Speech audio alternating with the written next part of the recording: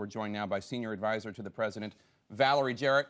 Valerie, welcome to This Week. Thank you, Jake. Good morning. Good morning. I want to get to the President's big accomplishment in a second, but first, front page headlines right now about Iran. What can you tell us about the reports that Iran is suspected of preparing to build 2 nuclear sites defiantly against international law? And what is the Obama administration prepared to do about it? What I can tell you is what the President has said consistently, which is that we're going to continue to put pressure on Iran. The fact that the President and Russia are now about to sign the START treaty is a good sign that we're making cooperation and good progress with countries such as Russia.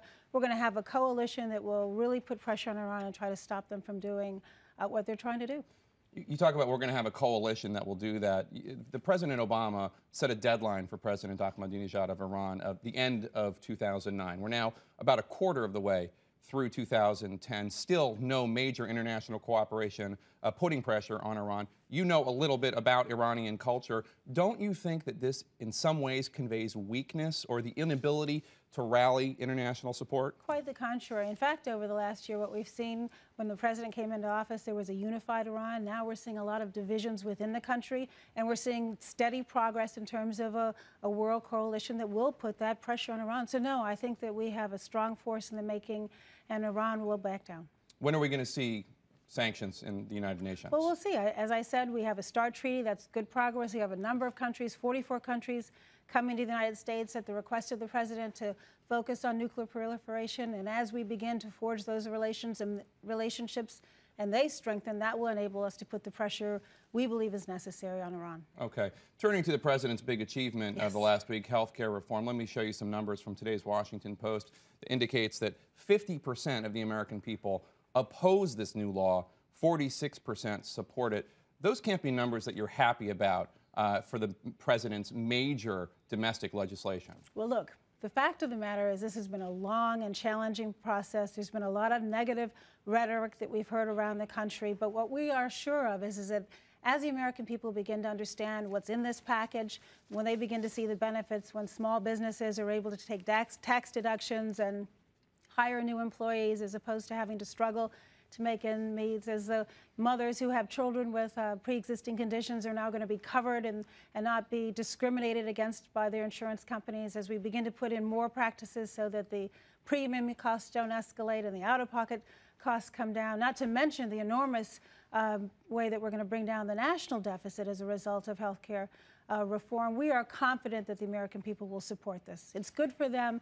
It's as you go around and you start talking about the individual components of this bill, we're seeing overwhelming support. Let me show you some other numbers, because in recent days, some companies have announced they're going to have to take significant write-downs because of the new health care law, specifically the change in what companies can deduct because of the Medicare prescription drug benefit. AT&T says they're going to have to take down a write-down of $1 billion. Deere and Company, $150 million. Caterpillar, $100 million. 3M, up to $90 million. AK Steel, $31 million. Are you concerned at all about the impact this could have on job creation? No, and let me tell you why, and I'm glad that you brought it up. First of all, what they are going to have to write off is nothing compared to the enormous financial benefits to those very same companies by health insurance reform. It will bring down their costs substantially. The Congressional Budget Office has said that, as well as independent consultants that have been hired by the same companies that you just mentioned. But let's talk about what that is exactly. Companies are allowed to deduct the amount that they spend on prescription drugs. So if you spend $100, a company does, they're allowed to deduct it. In 2003, Congress passed a law that said we were going to provide a subsidy to those very same companies, 28 cents on a dollar for every dollar that they spend. But we still allow them to deduct the entire dollar.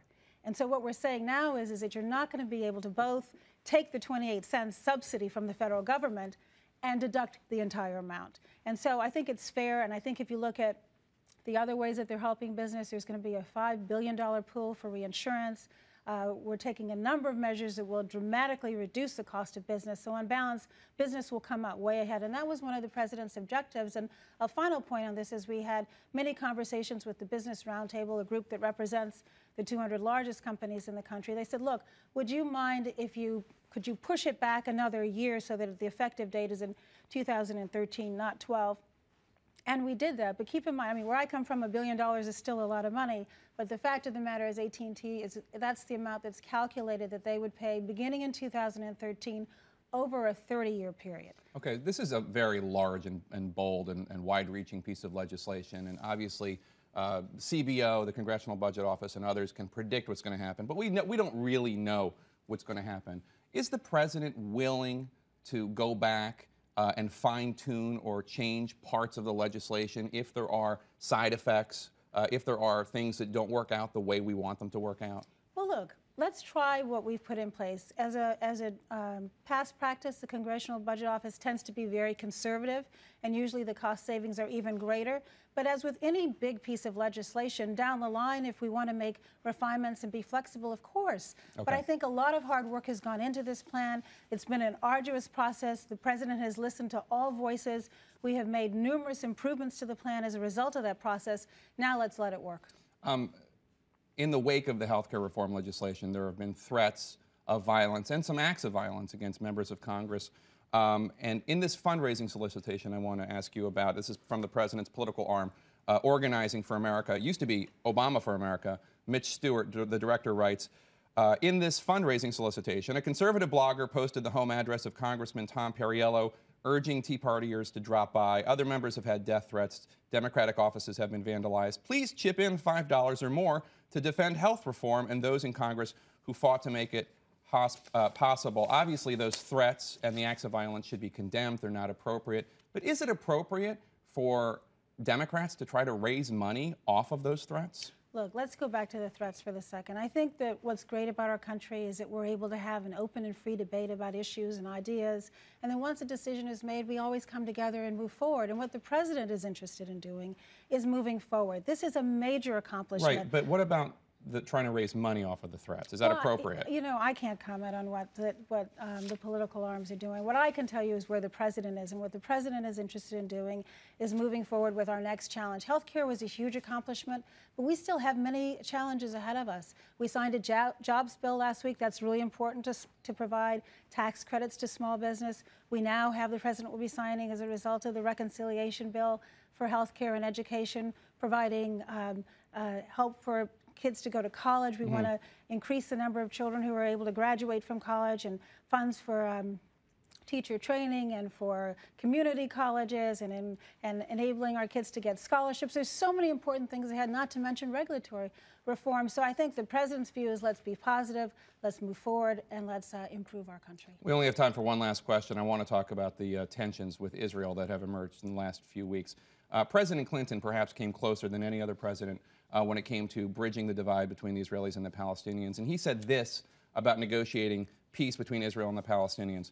He said, the first time I met Prime Minister Rabin after I was elected president, I told him that if Israel would take risks for peace, America would do everything in its power to minimize those risks. Well, Israel has, and we have done our part. We've built a bond of trust with Israel and its people that has given it the confidence necessary to make peace. Does that bond of trust exist between President Obama and Prime Minister Netanyahu? Absolutely. Absolutely. The United States is a strong and ardent ally of Israel. The fact of the matter is that friends can disagree. And I think what's important is that world leaders are able to sit down with one another, have frank conversations, and move forward. I don't think there's any doubt in the mind of Bibi Netanyahu about the president's commitment to Israel and its safety, and how important that is for the United States and for the region. All right, Valerie Jarrett, Senior Advisor to President Obama, thanks so much for joining us. My pleasure.